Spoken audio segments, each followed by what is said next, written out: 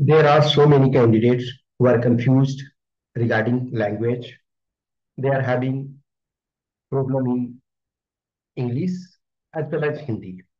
So they are not sure what language they should prefer. खास करके जब आप हिंदी बैकग्राउंड से हो तो आपको लगता है कि मैं हिंदी सेलेक्ट करूं या इंग्लिश सेलेक्ट करूं। अब प्रॉब्लम ये होता है कि न तो हिंदी में फ्लुएंटली आप बोल पा रहे हो और न इंग्लिश में बोल पा रहे हो। इट इज नॉट जस्ट कि आप वहां जा करके कुछ चीजें मेमोराइज कर लिए हो और उसको बोलोगे, नहीं। वहां आपको क्वेश्चन पूछा जाएगा, आपको ओपिनियन देने के लिए बोला जाएगा। कुछ क्वेश्चंस आपको जो आप मॉक में अटेंड करते हो उसमें आपको पूछा जाता है। कुछ है आप जो स्टडी कर रहे हो, जो आप प्रिपेयर कर रहे हो डैफ डीएफ, उससे आपको पता चल जाता है कि ये पॉसिबिलिटी है क्वेश्चन पूछे जाने का, तो वो आप प्रिपेयर कर लेते हो। लेकिन बहुत सारे क्वेश्चंस होते हैं जो आपके स्कोप के बियॉन्ड होते हैं। सो मेनी कैंडिडेट्स को जब मैं देखता हूँ तो नॉर्मल कम्युनिकेशन सपोज इंग्लिश में वो स्टार्ट करते हैं, but there are certain things जिसको फिर वो कंटिन्यू नहीं कर पाते हैं। तो इसमें टेंशन लेने की जरूरत नहीं है। आप यदि हिंदी में कंफर्टेबल हो तो आप हिंदी चॉइस करो, इंग्लिश में कंफर्टेबल हो तो इंग्लिश में करो। लैंग्वेज एक मोड ऑफ कम्युनिकेशन है। एक और चीज, जैसे कभी कभी कुछ कैंडिडेट्स ऐसे बोलते हैं कि जो वर्ड्स का सिलेक्शन करना है वो प्योर फॉर्म में होना चाहिए, इन द सेंस कि यदि आप हिंदी यूज कर रहे हो तो हिंदी के प्रॉपर वर्ड्स होने चाहिए, या इंग्लिश यूज कर रहे हो तो इंग्लिश के प्रॉपर वर्ड्स। ये पॉसिबल नहीं हो पाता है। आप अपने आप से कोशिश करना प्योर हिंदी बोलने का जिसमें एक भी शब्द इंग्लिश का ना आए, बहुत डिफिकल्ट होगा। अनलेस आप किसी, जैसे हिंदी लैंग्वेज है उसमें बहुत ज्यादा आपने एक्सपर्टाइज हासिल कर ली है तभी हो सकता है। जनरल लेमन टर्म में आप देखो तो जो इंग्लिश बोलने वाले हैं बहुत सारे हिंदी वर्ड्स के यूज करते हैं, और जो हिंदी बोलने वाले हैं बहुत सारे डे टू डे लाइफ में इंग्लिश वर्ड्स के यूज करते हैं। लेकिन देखो, लैंग्वेज का मतलब मेनली ग्रामर होता है। यदि आप हिंदी जान रहे हो तो उसका ग्रामर आपका सही होना चाहिए, इंग्लिश जान रहे हो तो उसका ग्रामेटिकल स्ट्रक्चर सही होना चाहिए। जैसे फॉर एग्जाम्पल बहुत सारे कैंडिडेट से बहुत बार ये हो जाता है कि आई बिलोंग की जगह कभी कभी बोलते हैं आई बिलोंग्स, और आई बिलोंग टू होता है तो आई बिलोंग फ्रॉम, या छोटी छोटी चीजें जब होती है तो एटलीस्ट जो पार्ट आपने कवर किया हुआ है, जो पार्ट आप प्रिपेयर कर चुके हो, उसमें आपके पास कॉन्फिडेंस रहना चाहिए। और ये कैसे आएगा? मल्टीपल टाइम जब किसी चीज को आप करोगे। दुनिया में कोई भी पर्सन जिनको आप देखते हो इफिशियंट है, इफेक्टिव है, उन्होंने काफी प्रैक्टिस किया है। किसी पर्सन को देखना जस्ट एक simple day to day life में कभी भी देखो, आप रोड पे निकल जाओ, कोई स्वीपर है, वो शायद बहुत अच्छे तरीके से झाड़ू लगा पा रहे हैं, वो लंबे समय से वही काम को करते आ रहे हैं। अब उन लोगों को छोड़ दो जो काम चोरी कर रहे हैं, लेकिन जो उस काम में इंटरेस्ट ले रहे हैं बहुत अच्छे तरीके से। आप किसी जगह चले जाना, किसी होटल रेस्टोरेंट में, जैसे कुछ फास्ट फूड वगैरह वाले बनाते हैं या उस टाइप वाले, इतने फास्ट और प्रॉपर तरीके से करते हैं। जैसे वीकेंड में आप चले जाओ किसी ऐसे दुकान में जाकर के देखना जहां जनरली बहुत भीड़ रहती है, बहुत सारे कस्टमर्स आते हैं, आप उनकी इफिशियंसी देखना। शायद आपको 1 घंटे वहां बैठा देगा तो लगेगा कि मैं पागल हो जाऊंगा, आप हो जाऊंगी, लेकिन वो कंटिन्यू उस चीज को इफिशियंटली कर रहे हैं। सो आप, the more you work better it will be, the more you practice better it will be. आप सिंपल घर में आप अपनी मदर सिस्टर या जो भी हैं उनको देखना खाना बनाते हुए, यदि आपको खाना बनाना आता है तब तो ठीक है और शायद तब बेटर तरीके से भी समझ सकते हो। और यदि नहीं आएगा तो आपको वो बहुत चुनौतीपूर्ण काम लगेगा, लेकिन वो आराम से कर रही हैं। आपसे बोल दिया जाएगा, यदि आपको खाना बनाना नहीं आता है, कुकिंग नहीं आती है, तो कितना नमक डाले, कितना मिर्ची डाले, कितना डिफरेंट स्पाइसेस डाले, किस सब्जी में कौन से स्पाइसेस डालना है, ये आपके लिए एक डिफिकल्ट टास्क होगा। लेकिन उनका क्या है, रूटीन बना हुआ, यस इतनी सब्जी है, इस सब्जी में थोड़ा एक्स्ट्रा नमक डालना है, किसी में कम डालना है। वो उसमें से वो मेजर नहीं करती है कि वजन करके देंगी, क्या 6 ग्राम डालना है और 5 ग्राम, कैसे आता है। जब आप रेगुलर रूप से चीजों को प्रैक्टिस करते रहते हो, जब रेगुलर रूप से वर्क करते रहते हो। इंटरव्यू और पर्सनालिटी टेस्ट भी यही है। आपको अपने बारे में जानना है, आपको अपने बारे में एक्सप्लोर करना है। The more you do, better it is. Practice आपको करना है। जैसे बहुत सारे कैंडिडेट्स होते हैं, उनको लगता है कि हम कर ले जाएंगे, तो ठीक है, आप उस अपने अकॉर्डिंगली कॉन्फिडेंट रहो। किसी को लगता है कि नहीं, मुझसे नहीं हो पाएगा खुद से, तो आप किसी से सपोर्ट लो। वो सपोर्ट कहीं से भी, आप जहां से आपको मिल आ रहा है उससे। सबसे अच्छा तरीका है, आप कम्युनिकेट करो जहां भी मौका मिलता है। और नहीं कुछ मिलता है तो आप अपने आप से कम्युनिकेट करो।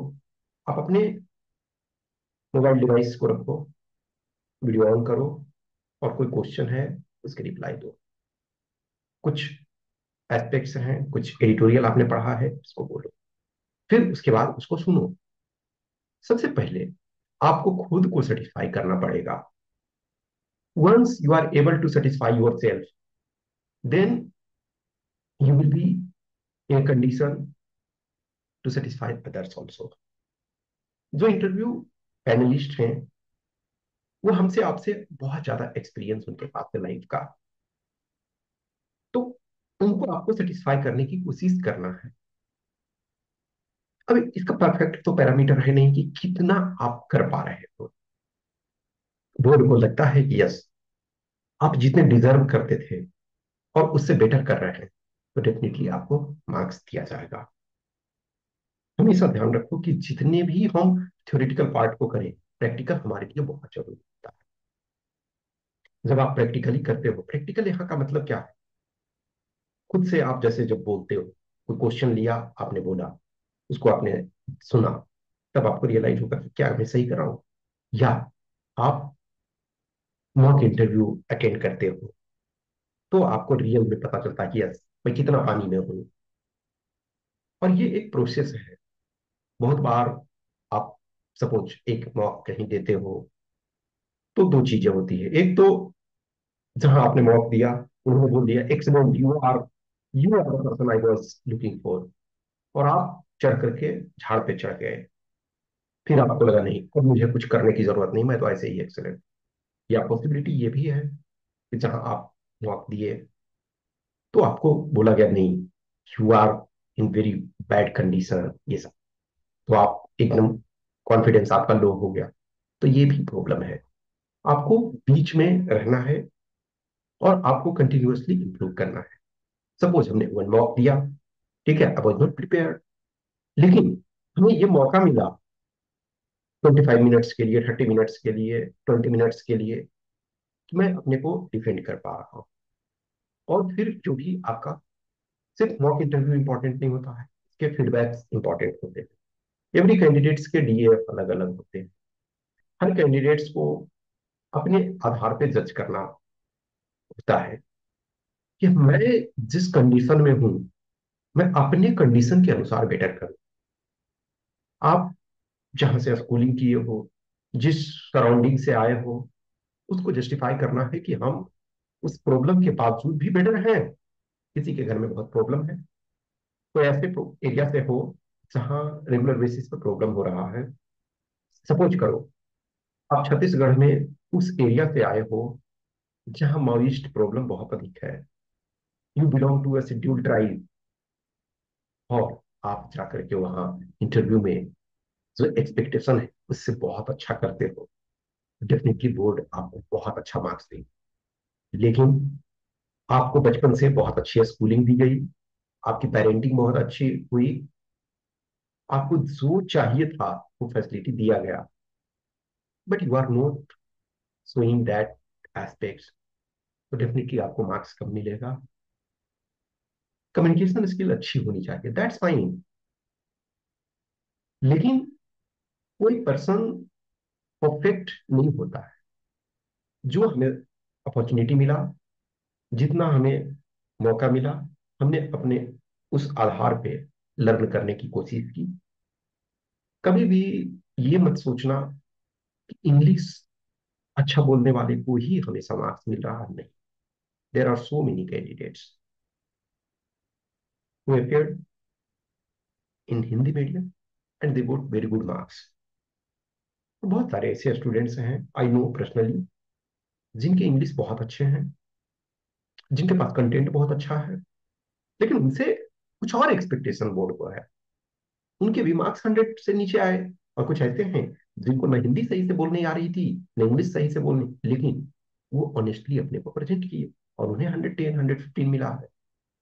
तो ये एक जर्नी, ऐसा जर्नी है जिसमें आपको अपने आप को इम्प्रूवमेंट अपने आप में डेली करना है। हर डे लाइफ में चैलेंज होता है। जो पर्सन अवेयर है, अवेयर पर्सन के लिए हर डे चैलेंज होता है। कल से बेटर अपने को प्रूव करने की कोशिश करना। कल आपने जो फेस किया, आज उससे बेटर होने की कोशिश करो। और इस जर्नी में जो भी आपको हेल्प कर पा रहे हैं, उनसे help low. At the end of the day आप कभी कभी 2 नंबर से मिस कर जाते हो, और कुछ हैं 20 मार्क्स से मिस कर पाते हैं। On the day result publishes, आप दोनों सेम प्लेटफॉर्म पे आ जाते हो, जो 2 नंबर से मिस किए और जो 20 नंबर से, और जो 40 नंबर से। डेफिनेटली ये जो 2 नंबर से मिस किए, उनका रिजर्व लिस्ट में आने के चांसेस अच्छे रहते हैं, लेकिन ये 20 नंबर और 40 नंबर वाले का नहीं होता है। बट जिस दिन माइंड मेन रिजल्ट आता है, उस दिन ये तीनों सेम प्लेटफॉर्म पे हो जाते हैं। तो कोशिश करो, कुछ इंक्रीज हो सकता है तो डेफिनेटली करो। और कोई भी टीचर और मेंटर या जो भी आपको सपोर्ट कर रहे हैं, वो उनको सपोर्ट के तौर पर ही लो। ये नहीं सोचोगे कि वही करवा देंगे, नहीं। आप कितना मेहनत कर रहे हो, आप कितना एफर्ट पुट कर रहे हो, आपका अपना क्या कंट्रीब्यूशन है, दैट मैटर्स द मोस्ट। सो अपने आप से पूछो, मैं किस कंडीशन में हूँ और मुझे कितना पुश करने की जरूरत है। कभी भी लैंग्वेज को लेकर के एकदम ये नहीं होगा ना कि मुझे इंग्लिश में ही करना है, इंग्लिश में बोलूंगा बोलूंगी तो लगेगा नहीं ये बहुत जानता है जानती है, नहीं। आप हिंदी में बेटर कम्युनिकेट कर पा रहे हो तो हिंदी पे करो। अब जैसे बहुत ऐसे लोग हैं, सपोज करो कि कोई तमिलनाडु के हैं, तो उनकी न इंग्लिश अच्छी हो सकती है, न हिंदी अच्छी हो सकती है। तो उनके लिए बेटर है कि एटलीस्ट इंग्लिश में ही ट्राई करें। अब तमिल में मान के चलो कि बोर्ड में हो सकता है कोई भी तमिल ना जानने वाले हो, तो ऐसा नहीं है कि आप ये बोलोगे कि नहीं मुझे तो तमिल में ही बोलने का अधिकार है। आप ये नहीं कर सकते हो, क्योंकि इस एग्जाम में जो भी आप लोग गए हो, जो भी एक आप इंटरव्यू दोगे, तो कम से कम आप पेपर 2 में बेसिक मिनिमम इंग्लिश जानते हो, तो उस लेवल का ही कम्युनिकेट करो। परफेक्शन एक ऐसा स्टेट है जो कोई पहुंच नहीं सकता, क्योंकि हर जगह जहां भी आप सिचुएटेड हो, वहां से बेटर इंप्रूवमेंट करने के चांसेस होते हैं। आपके पास 150 मार्क्स हैं, और ये गेम चेंजर हो सकता है, और होता है बहुत सारे कैंडिडेट्स का। एटलीस्ट जो सिलेक्टेड कैंडिडेट्स हैं, आप उनके जो मार्क्स हैं, रिकमेंडेड कैंडिडेट के मार्क्स आते हैं। मैं इन नंबर ऑफ टाइम वीडियोज बना करके अपलोड करता रहता हूँ, लेकिन आप खुद से देख सकते हो इसमें बहुत सारी चीजें जो होती है, उसके लिए हमें किसी के पास जाने की जरूरत नहीं है। हम जो अवेलेबल पब्लिक डोमेन में डॉक्यूमेंट है, हम उसको देख सकते हैं। उसके आधार पर निर्णय ले सकते हैं कि बहुत सारे कैंडिडेट्स हैं जिनके 2 नंबर 5 नंबर 8 नंबर इंटरव्यू में कम आते, उनका सिलेक्शन नहीं होता। और बहुत सारे ऐसे कैंडिडेट्स हैं जिनका 2 नंबर एक्स्ट्रा आ गया हुआ होता इंटरव्यू में, तो वो सेलेक्ट हो जाते। तो अभी आपके पास ऑप्शन है, अभी आपके पास टाइम है, पुश करो जितना हो सकता है, टाइम दो अपने ऊपर, और फाइनल क्वालिफाई करने की कोशिश करो। कुछ क्वेश्चंस क्यूरी डाउट रहता है, यू आर ऑलवेज वेलकम। आप मैसेज कर सकते हो, आप कमेंट कर सकते हो, आप इस व्हाट्सएप नंबर पे मैसेज कर सकते हो या इस टेलीग्राम नंबर पे मैसेज कर सकते हो। I will be happy to reply whatever possible. छोटे छोटे क्वेश्चंस जो आपके मन में डाउट्स क्रिएट करते हैं, मैं कोशिश करता हूँ उसको सोल्व करने के लिए। और जिनको भी लगता है कि यस, हमें डेडिकेटेड गाइडेंस चाहिए, तो you are welcome. Okay, keep learning.